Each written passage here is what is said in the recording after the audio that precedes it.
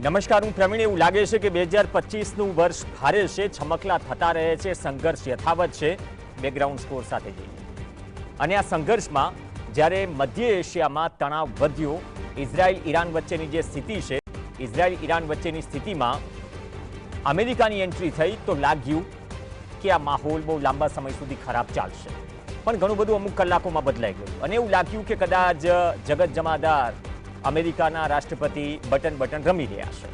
એક સ્વિચ દબાવો તો હુમલો, એક સ્વિચ દબાવો તો સીઝ ફાયર. બંને દેશ સહમત હોય કે ન હોય, અથવા તો કરાર થયા હોય કે ન હોય, પરંતુ રાષ્ટ્રપતિ ટ્રમ્પનું ટ્વીટ જરૂરથી આવી જાય. પણ ઈરાન પેલેસ્ટાઇનના કિસ્સામાં, ઈરાન અને ઇઝરાયલના કિસ્સામાં એવું થયું કે ટ્વીટ કર્યા બાદ સીઝ ફાયરની જાહેરાત જ્યારે ટ્રમ્પ કરે છે આદેશના રૂપમાં કે કોઈ પણ રીતે, એની ગણતરીના કલાકોમાં જ બંને દેશ એકબીજા પર હુમલો કરે છે. બાદમાં ખુદ અકળાય છે ડોનાલ્ડ ટ્રમ્પ, ફરીથી ટ્વીટ કરવું પડે છે અને સ્ટેટમેન્ટ આપે છે કે સીઝ ફાયરના ગણતરીના સમય બાદ જ જે ઇઝરાયેલે હુમલો કર્યો તે નિંદનીય છે. અને સાથે જ કહ્યું કે તુરંત જ તમારા પાયલટને ઘરે પરત બોલાવો. અકળાયા, સીધી સાદી ભાષામાં કહ્યું. તો આ સીઝ ફાયર છે કે હજુ સળગતું છે, અથવા તો વર્તમાન સમયમાં સીઝ ફાયરની વ્યાખ્યા બદલાઈ ચૂકી છે? અમેરિકન મીડિયા તો વાર તહેવારે હિસાબ રાખે છે કે રાષ્ટ્રપતિ ખોટું કેટલી વખત બોલે છે, કયા સ્ટેટમેન્ટ શું હોય છે. ક્યારેક રાત્રે 2:30 વાગે ટ્વીટ આવી જાય. તો આ પરિસ્થિતિમાં ગઈકાલે ભારતના કેન્દ્રીય પેટ્રોલિયમ મંત્રી જે છે હરદીપસિંહ પુરીએ કહ્યું કે આપણી પાસે જે ઈંધણ છે એની કોઈ ચિંતા નથી, કેમ કે જે પેટ્રોલિયમ કંપનીઓ છે એ કંપનીઓએ પૂરતો સ્ટોક રાખ્યો છે. ગઈકાલે એવા રિપોર્ટ્સ પણ આવ્યા કે જે આપણે રાંધણ ગેસ છે અથવા તો સિલિન્ડર બાટલાની વાત કરીએ છીએ, લાલ બાટલી, જે સબસિડીથી માંડીને ઘણો બધો ચર્ચામાં, તેનો 6 થી 7 દિવસનો સ્ટોક છે. તો એવું નથી કે ભારતમાં કંઈ નથી થઈ રહ્યું તો અસર નહીં થાય. અસર કેટલી થશે અને કદાચ આ તણાવ શું ઘટ્યો છે અથવા તો ઘટાડવાની શક્યતા છે, ઘટવાની શક્યતા છે, અથવા તો નહીં ઘટે તો શું થશે? ઘણા બધા સવાલો છે. એમ્બેસેડર ડોક્ટર કેતન શુક્લા આપણી સાથે જોડાશે. કેતનભાઈ, આપનું સ્વાગત છે. કેતનભાઈ, ઘણા બધા કેસમાં, અને આમ તો એક ટ્વીટ એવું પણ હતું, હસી મજાકમાં કહો અથવા તો હસી મજાકમાં લોકો જે લઈ રહ્યા છે કે ઘણી જગ્યાએ સીઝ ફાયર માટે સ્પાઈડરમેનની જેમ જગત જમાદાર છે, બટ ઓબ્વિયસ, એટલે ડોનાલ્ડ ટ્રમ્પ અમેરિકી રાષ્ટ્રપતિ પહોંચી જાય. જે નોબેલ પારિતોષિકની વાત કરી રહ્યા છે, અપેક્ષા રાખી રહ્યા છે કે શાંતિનો નોબેલ જોઈએ, કે અમે લડાઈ અટકાવી.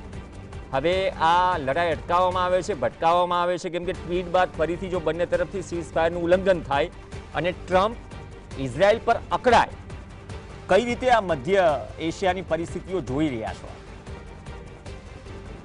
મધ્ય એશિયાની પરિસ્થિતિ પહેલા કરતા થોડી સારી છે. આપણે જે કહ્યું કે 2025 બહુ ખરાબ વર્ષ છે. આપણે એકવાર ડિબેટમાં બહુ પહેલા વાત થઈ હતી કે નોસ્ટ્રેડામસ અને નેશનલ લેડી વાંકા બંને પ્રિડિક્ટ કરી છે કે 2025માં બહુ ગડબડ થશે. જે ગડબડ ચાલી રહી છે. ટ્રમ્પનું આપે કહ્યું બરાબર છે, લોકો એમના જૂઠાણા ગણે છે. પહેલી ટર્મમાં 35,000 હતા, આ વખતે લોકો ગણે છે કે એ રેકોર્ડ છોડી નાખશે. ટ્રમ્પને જનરલી રાતના 2 વાગે એમનો ટ્વીટ શરૂ થતો હોય છે, પણ આજે ગઈકાલે એમણે 1 વાગે કર્યો અને ટ્વીટ જે આવ્યો, પહેલા લોકોને આશરે થયું કે શું થઈ રહ્યું છે, અને મોટાભાગના એમ માન્યા કે આ કંઈ મજાક જેવું હશે. પણ પછી એની પછી જ્યારે ઈરાનના ફોરેન મિનિસ્ટર સૈયદ અબ્બાસે કહ્યું કે ઇનિશિયલી રિજેક્ટ કરી નાખ્યો કે આવો કંઈ અમે તો કોઈ વાતચીત કરી નથી, કરાર નથી, લાગ્યું કે કંઈ એવું આવો અમે કશું અમને ખબર જ નથી. એટલે એના પરથી એવું લાગ્યું કદાચ આ કંઈક એઝ રૂટીન હશે. પણ ટ્રમ્પે જે કર્યું છે એમનું રૂટીન છે. એમણે કહ્યું કે congratulation to everyone, this the best day for the world, અને ટોટલ અને કમ્પ્લીટ સીઝ ફાયર થઈ જશે. એમને ટાઈમિંગ આપ્યો કે ઈરાનને માટે 12 કલાક છે, એ પછી નહીં કરે 24 કલાકમાં ઇઝરાયલ એમના હુમલા બંધ કરી દેશે. હવે આને માટે એમણે પાછું એ કહ્યું કે ઈરાન અને ઇઝરાયલ એટલે આપણે સીઝ ફાયરનો જેના જેવું કે તે શું સ્ટેમિના, કરેજ એન્ડ ઇન્ટેલિજન્સ, એમની વાત બંને જણાએ સાંભળી અને યુદ્ધ વિરામ કરી નાખ્યો. એટલે એમનો બીજો યુદ્ધ વિરામ છે. હવે આમાં જે પહેલા હતું એના જેવું થયું છે કે બંને દેશોના પ્રાઇમ મિનિસ્ટર કે ઈરાનના સુપ્રીમ લીડરને ખબર પડે પહેલા ટ્રમ્પે એમની જાહેરાત કરી દીધી કે સીઝ ફાયર થઈ ગયો છે, ટોટલ છે, કમ્પ્લીટ છે. એટલે આ બધી ગૂંચવણનું એક કારણ એ છે કે આખું જે સીઝ ફાયરનો એગ્રીમેન્ટ નથી, કોઈ ટર્મ્સ એન્ડ કન્ડિશન નથી, કે જેને લીધે આ બધું આખું કોકડું ગૂંચાયેલું છે થોડું ઘણું. પણ આમે એક વસ્તુ બહુ અગત્યની છે કે જે સૌથી અગત્યનું આમાં સીઝ ફાયર માટેનું કારણ એ છે કે નેતન્યાહુનું આ 30 વર્ષથી સ્વપ્ન હતું, અને એમણે ઇઝરાયલના જે પ્રોક્સી ઈરાનના જે હતા 4, હિઝબુલ્લા, તો નસરુલ્લાને એને મારીને પેજર બોમ્બમાં એમણે લેબેનોન, અને હવે લેબેનોનમાંથી આપણા બધા ટીવી મીડિયામાં લખે છે 1 લાખ મિસાઇલ, પણ એવો કોઈ હુમલો કરવાની એમની તાકાત રહી નથી, કારણ કે ત્યાંની ગવર્મેન્ટ પર એમના પર બહુ વધારે હવે કડક વલણ અપનાઈ રહી છે. હમાસ, આપને ખબર છે કે 56,000 મરી ગયા, અને માર્ચ પછી 5,000 બીજા ગાઝામાં મરી ગયા છે લોકો, જે મોટાભાગના આપણે કહી શકીએ કે છોકરાઓ અને વિમેન ને બધા એડ જે યુએસ ઇઝરાયલ એડમાં એ લોકોને થયું છે. પછી હુથી જોડે ટ્રમ્પે અગેન ઇઝરાયલને કયા વગર એગ્રીમેન્ટ કરી નાખ્યો, અને સિરિયા, તો સિરિયામાં ગવર્મેન્ટ બદલી ગઈ, એટલે 4 પ્રોક્સી ઈરાનના હતા એ બધા પતી ગયા. ઈરાન બાકી રહ્યું, એટલે લોકોને એવું લાગે પહેલી વાર 30 વર્ષ પછી ઈરાન અને ઇઝરાયલ સામસામે એક સામે યુદ્ધ લડી રહ્યા છે. પણ ઇઝરાયલે થોડું અંડર એસ્ટિમેટ કર્યું. પહેલી વસ્તુ કે મિડલ ઇસ્ટમાં ઇઝરાયલ અત્યાર સુધી નાના નાના કન્ટ્રી અને બીજી જે વોર થઈ, આ વખતે ઈરાન એક બહુ મોટો કન્ટ્રી છે, ટેકનોલોજી ઘણી સારી છે, અને એમની જે પોપ્યુલેશન છે 90 મિલિયન છે, ઇઝરાયલની 9 મિલિયન છે, એટલે લેન્ડ વોર થવાની કોઈ શક્યતા જે લોકો વાત કરે છે. પણ જે વોર થઈ એમાં ઇઝરાયલને એવી કોઈ આશા નથી કે ઈરાન પાસે આટલી બધી મિસાઇલ હશે, આટલા બધા ડ્રોન હશે, અને જે એટેક થયો પહેલા દિવસે એમણે કર્યો એ પછી એમને લખવા માંડ્યું કે હવે આ જે વોર થઈ છે એમાં અવિનાશજી, પ્રવીણભાઈ, સૌથી પહેલી ઇમ્પોર્ટન્ટ વસ્તુ એ છે કે ઇઝરાયલનું જે આયર્ન ડોમ છે, ડેવિડ સ્લિંગ છે, હવે એ બધા અમુક હદ સુધી સક્સેસફુલ રહે, પણ જો બહુ સામે 200-400 મિસાઇલ આવે તો 5-10 નીકળી જતી હોય છે, અને એને લીધે આ પ્રોબ્લેમ શરૂ થયો કે આયર્ન ડોમ જે 100% બનાતો હતો એ નથી, એમનું એમ્યુનેશન જે હતું એ ખલાસ થવા માંડ્યું હતું. એટલે એમને બી આશા હતી કે ઇઝરાયલ પાસે 1,000-1,500 મિસાઇલ હશે, પણ ઇઝરાયલ પાસે 2,000થી વધારે મિસાઇલો છે.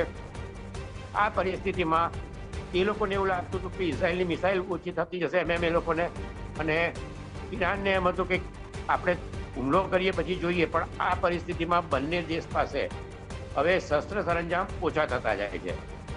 બંને પોતાને એમ માને છે કે એમનું, ઈરાને એમ કહ્યું છે કે અમેરિકા એન્ડ ઇઝરાયલ જે બંને એગ્રેસર હતા એ લોકોએ શરણાગતિ સ્વીકારી છે, અને એ લોકોએ સીઝ ફાયર ડિક્લેર કર્યો છે. એટલે હવે આપણે કરવા માટે એમના ફોરેન મિનિસ્ટર પછી એમ કહ્યું કે અમારી નેશનલ સિક્યુરિટી ગાર્ડ કાઉન્સિલથી એ લોકોએ કહ્યું કે સીઝ ફાયર કરીશું. ઇઝરાયલમાં પ્રોબ્લેમ એ થયો છે કે નેતન્યાહુનો ઇઝરાયલમાં બહુ 30% પોપ્યુલારિટી અત્યારે ખૂબ જ ઓછી થતી હતી, એમના જે હોસ્ટેજીસ છૂટતા ને બાકી બધે. પરિસ્થિતિ અત્યારે એ છે કે ઇઝરાયલના લોકોમાં એમની પોપ્યુલારિટી થોડી વધી, કારણ કે ઈરાનનું એક એમ લોકોનું બધાનું સ્વપ્ન હતું, ઈરાનનું ન્યુક્લિયર, અમેરિકાનું, યુરોપિયન યુનિયનનું બધાનું. તો એને લીધે એક વસ્તુ એ થઈ કે સપોર્ટ એમનો વધ્યો. પણ જેમ જેમ બીજી એક વસ્તુ છે કે એના જે હુમલા થયા છે એમાં ઇઝરાયલને નુકસાન થયું છે, અને પબ્લિક ત્રાહિમામ થઈ ગઈ છે. પણ જે જનરલી મીડિયામાં માને છે કે ઇઝરાયલના લોકો થાકી ગયા છે, એ વસ્તુ થોડી ખોટી છે, કારણ કે ત્યાં વર્ષોથી લોકો બંકરમાં રહેવાને ટેવાયેલા છે. જે મેજર એ લોકોને નુકસાન થયું છે એ મોસાદનું હેડક્વાર્ટર છે, નેવી એરબેઝ છે, પછી એમની જે સૌથી મોટી રિફાઇનરી હતી હૈફા 4, એ બધામાં એ લોકો નુકસાન થયું છે. સાથે સાથે ત્યાં આગળ એક સિસ્ટમ છે કે લોકો જો વોર થાય તો એક ક્લેમ મૂકતા, જનરલી ઇઝરાયલ પણ આપણે 40,000 લોકોએ $1.2 બિલિયન સરકાર ઉપર ક્લેમ મૂક્યો છે.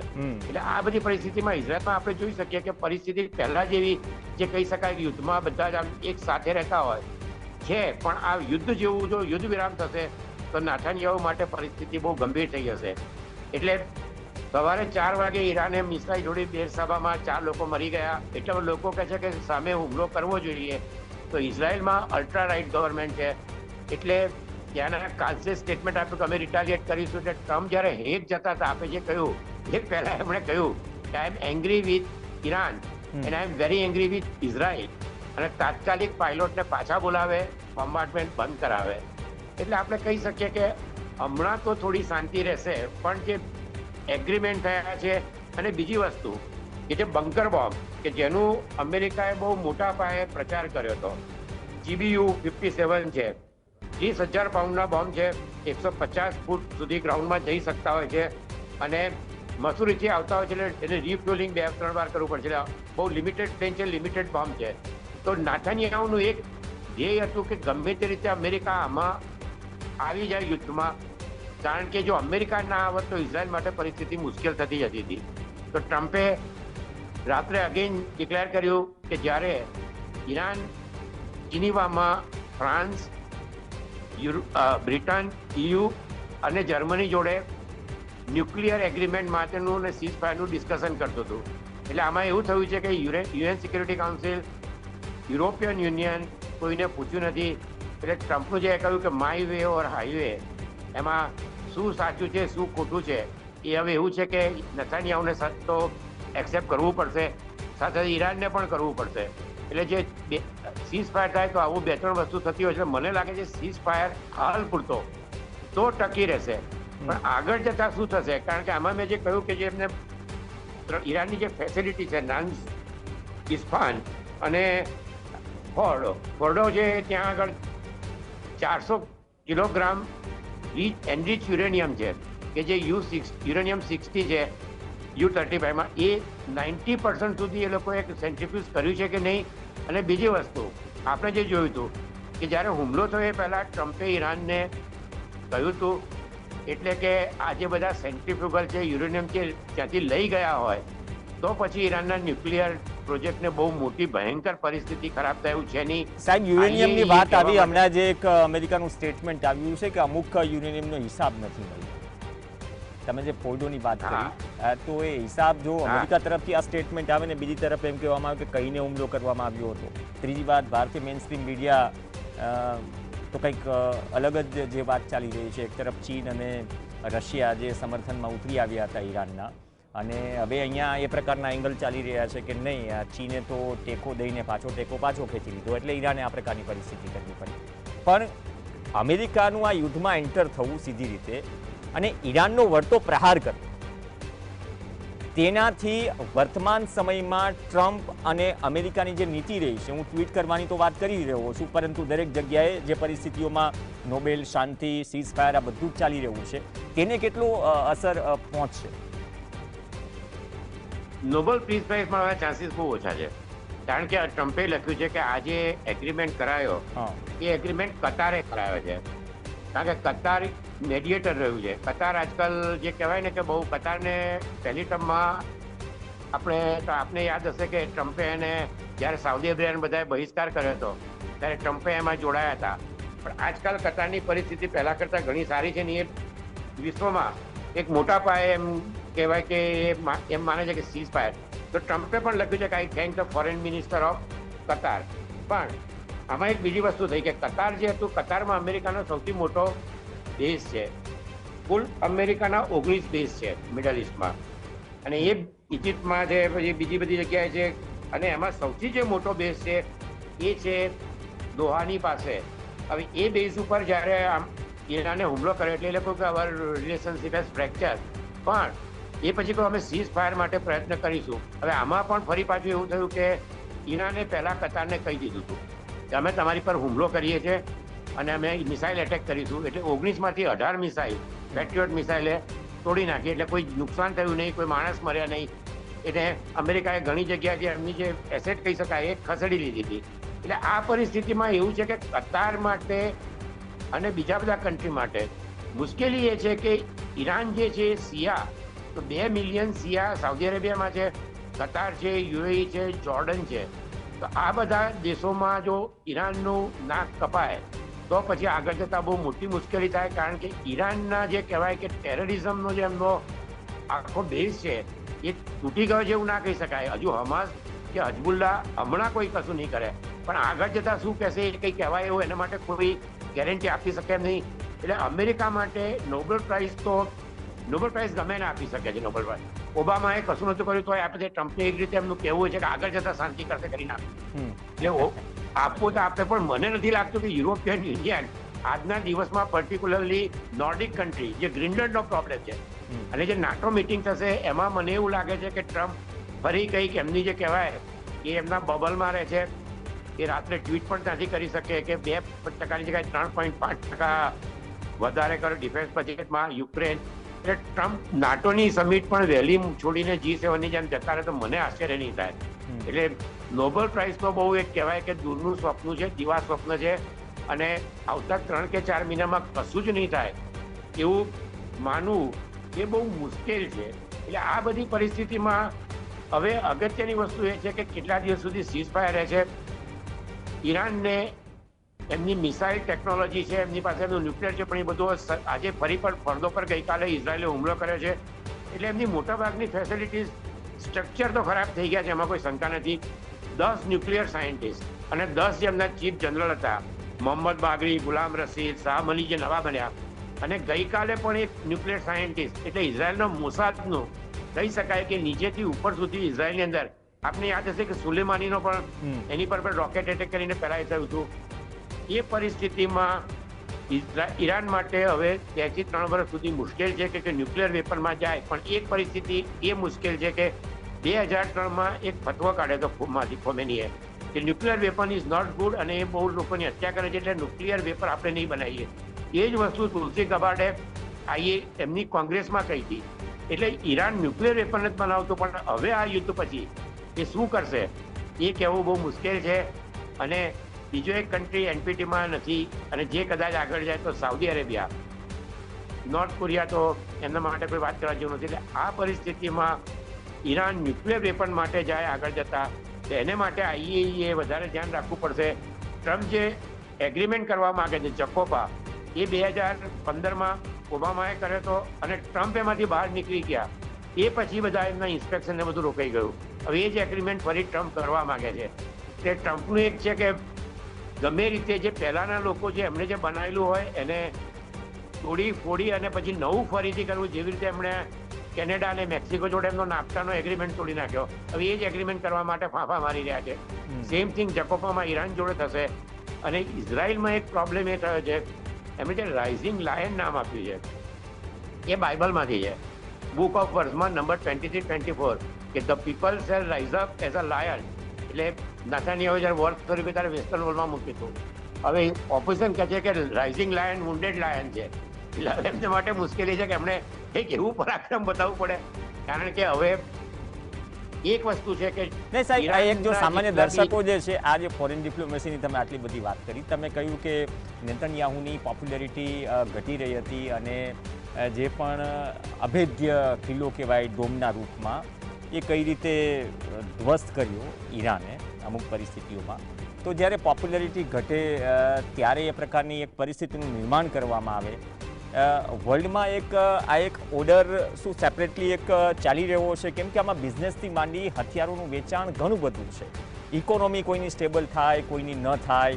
હવે અહીંયા આટલા મોટા આપણા 140 કરોડ જેટલા દેશમાં આપણે જ્યારે મોટાભાગે પેટ્રોલિયમ આયાતો પર નિર્ભર છીએ, મોટાભાગે ગેસથી માંડી પેટ્રોલિયમ આયાતો પર, અને ત્યાં થોડું પણ ઘર્ષણ થાય અથવા જ્વાળાઓ ઉઠે તો દેશના દરેક નાગરિકે તેની કિંમત ચૂકવવા માટે તૈયાર રહેવું પડે છે મોંઘવારીના રૂપમાં. તો સરકાર પણ એ હિસાબથી ભવિષ્યનું વિચારી રહ્યા છે.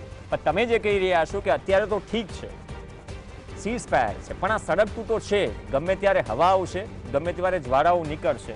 તો એ અનસર્ટિનિટી જે છેલ્લા 1.5 કે 2 વર્ષમાં ઊભી થઈ છે, રશિયા યુક્રેન યુદ્ધ હોય કે પછી આ વર્તમાન પરિસ્થિતિ, તો વર્લ્ડ ઓર્ડરમાં શું મેસેજ જઈ રહ્યો છે? અમેરિકાના સ્ટેન્ડનો શું મેસેજ જઈ રહ્યો છે, પર્ટિક્યુલરલી ટ્રમ્પ? આમાં એવું છે કે યુક્રેન વોરને 3 વર્ષ થઈ ગયા, તો પુટિનના માટે વોર ચાલુ છે એ સારું છે. એ જ વસ્તુ અત્યારે નાથાનિયાહુ માટે છે. નાથાનિયાહુ પર 3 કેસ છે, અને જો એ જેવું પણ યુદ્ધ પતશે અને ઇલેક્શન થશે તો મોટે ભાગે હારી જશે તો જેલમાં જવું પડશે. અને ઇઝરાયલની જે કોર્ટ છે આપણા જેવું કે ત્યાં આગળ પ્રેસિડેન્ટને બી જેલમાં મૂક્યા હતા, એમના જે ફાઇનાન્સ એ બી જેલમાં જઈ આવ્યા છે. અને એ ઇઝરાયલના લોકો 4 વર્ષથી વાતો કરે છે કે નાથાનિયાહુ જે બખાડા કરે છે, એક વસ્તુ એ છે કે એમને જેલમાં અને કેસ ચાલી રહ્યા છે. જેવા એ પ્રાઇમ મિનિસ્ટર પર પદથી ઉતરશે તરત થશે. બીજી વસ્તુ આપણે જે કહ્યું વર્લ્ડ ઓર્ડર ટોટલ બદલી ગયો છે. હવે જીઓ સ્ટ્રેટેજિકલી રશિયા છે એ બહુ વીક થઈ ગયું છે, એટલે એ ચાઇના જે કહેશે એ પ્રમાણે કરશે. એક્સિસ ઓફ ઇવિલ જે આપણે ઘણી વાર વાત કરીએ, north Korea, Iran, China, Russia એક સાથે જ રહેશે. ચાઇનાને માટે બધી જ રીતે ઓપનિંગ સારા થતા જાય છે. એમણે ઈરાન અને સાઉદી અરેબિયાનો એકોર્ડ પણ કરાયો હતો. એટલે આ પરિસ્થિતિમાં ચાઇના વોર નહીં કરે, કારણ કે એમને માટે હવે ઇકોનોમી એ હવે એમનું એવું માનવું છે કે 10 વર્ષમાં ચાઇના વર્લ્ડમાં નંબર 1 સુપર પાવર થવાના ચાન્સીસ ઘણા વધારે છે. કારણ કે કેનેડા, મેક્સિકો, યુરોપિયન યુનિયન, તમને આશ્ચર્ય થશે કે નાટોની મિટિંગમાં આજે જાપાન અને સાઉથ કોરિયાના પ્રાઇમ મિનિસ્ટર પ્રેસિડેન્ટ ના ગયા, કારણ કે એમને ખબર છે કે ટ્રમ્પ ત્યાં જશે તો ડિફેન્સના બજેટની વાત કરશે. અને બહુ આશ્ચર્યજનક વસ્તુ કે જાપાન અને સાઉથ કોરિયા જેવા કન્ટ્રી પણ નાટોની આટલી મહત્વની મિટિંગમાં હેગમાં ના જાય.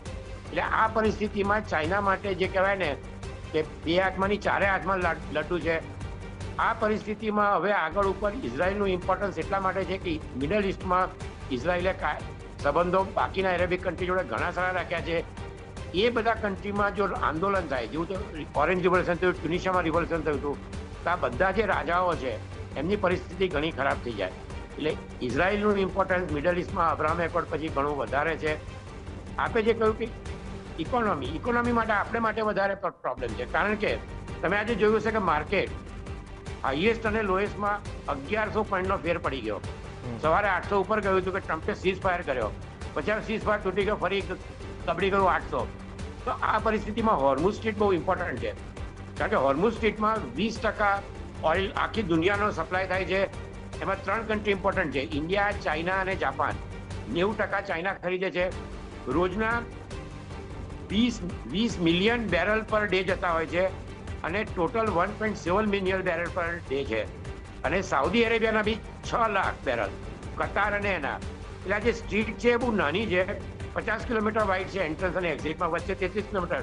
પણ એ ગલ્ફ ઓફ ઓમાન માંથી એરેબિયન સી જોડે, એટલે જે આખો ઓઇલનો ટ્રાફિક છે કે ત્યાંથી થતો હોય છે, એને રોકવો બહુ મુશ્કેલ વસ્તુ નથી.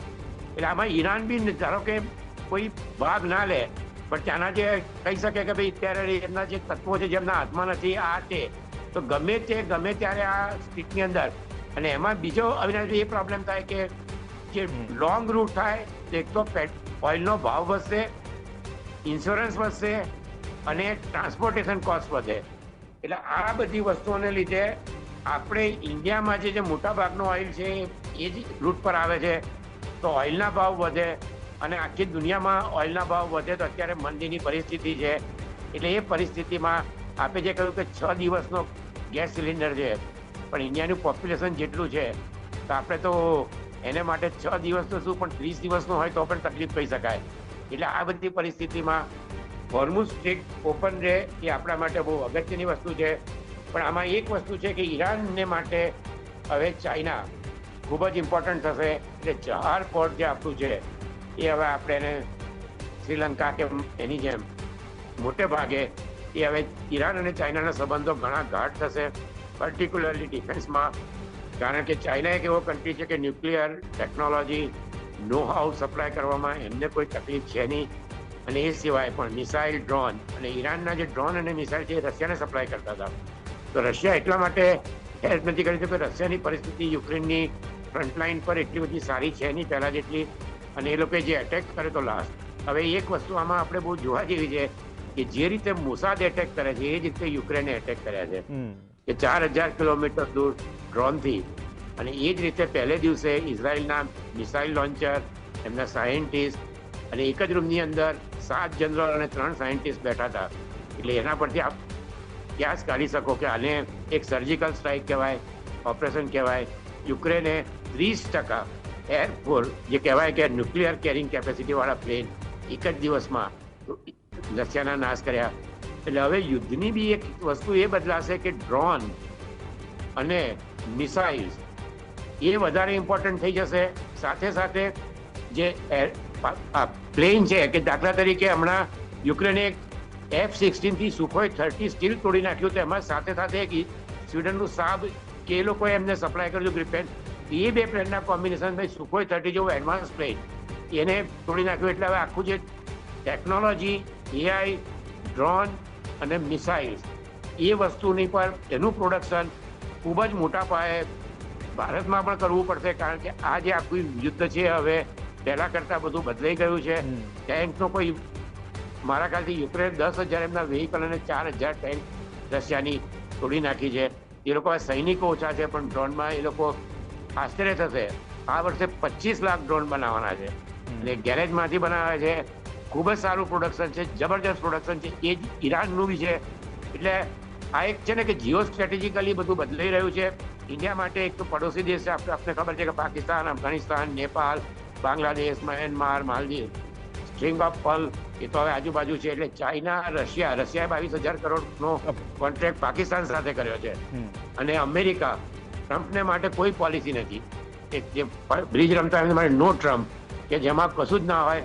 એટલે એ એ જાતના છે કે એમનો કોઈ ભરોસો, એ જે છેલ્લા એમને મળે એ એમને યાદ રહેતું હોય છે, એમને ઇન્ફ્લુઅન્સ કરતી હોય છે, અને એમની આખી ટીમ છે ટોટલી અનક્વોલિફાઈડ છે. આપણે તો ન્યુક્લિયર બહાર નીકળી ગયું છે. એમનો ડિફેન્સ મિનિસ્ટર છે એ ફોક્સનો ન્યૂઝ રીડર છે, એ એમની બૈરી જોડે ને સારા જોડે પેલા જે કહેવાય કે હુતી પર એટેક ત્યારે ઓપનલી વાત કરતા હતા. તુલસી ગબાર્ડ કોઈ એક્સપિરિયન્સ નથી. એવી જ રીતે આખી ટીમમાં દરેક માણસ છે હાઈલી અનક્વોલિફાઈડ છે. એ પરિસ્થિતિમાં અમેરિકા પર કોઈ ભરોસો રાખી શકે નહીં. એટલે હવે યુરોપિયન યુનિયન, જાપાન, કોરિયા, એટલે ભારત માટે હવે એક નવું આખું જે કહેવાય કોમ્બિનેશન બનાવવું પડશે. એ આ યુદ્ધનો બોધપાઠ છે. ઓકે, બહુ સારી વાત. તમે બોધપાઠ શબ્દનો ઉપયોગ કર્યો. કદાચ બોધપાઠ તો દરેક ઘટનાઓથી લેવાય છે ને દરેક દેશ લેતો હોય છે. આપણે યુદ્ધમાં માનતા નથી, પરંતુ સામેથી કોઈ છંછેડે તો પછી કાર્યવાહી આપણે કરીએ છીએ અને એ કાર્યવાહી યાદ પણ રહે છે. પણ જે રીતે અમેરિકાની ફિતરત બદલાઈ છે અથવા તો દરેકના ઇન્ટરેસ્ટ બદલાયા છે, વર્લ્ડ ઓર્ડર બદલાયાની વાત કરી ડૉક્ટર કેતન શુક્લાએ, તો આવનાર સમયમાં યુદ્ધ નહીં, આમ તો માણસ જ મશીન બની ગયો છે અને મશીનનું વધારે પ્રોડક્શન કરી રહ્યો છે. યુદ્ધની પરિસ્થિતિઓ બદલી રહી છે, ચેલેન્જીસ બદલી રહી છે, પણ આ બધું જ જે માહોલ છે એ માહોલ દરેક વ્યક્તિને અસર કરે છે. અપેક્ષા રાખીએ કે આ સીઝ ફાયર રહે, સળગતું ન રહે, કેમ કે તેની જે આગ છે એ દરેક ઘર સુધી પહોંચે છે કોઈને કોઈ રૂપમાં. ધન્યવાદ ડૉક્ટર કેતન શુક્લા ચર્ચામાં જોડાયા. આ સાથે ચર્ચામાં હાલ બસ આટલું જ. નમસ્કાર.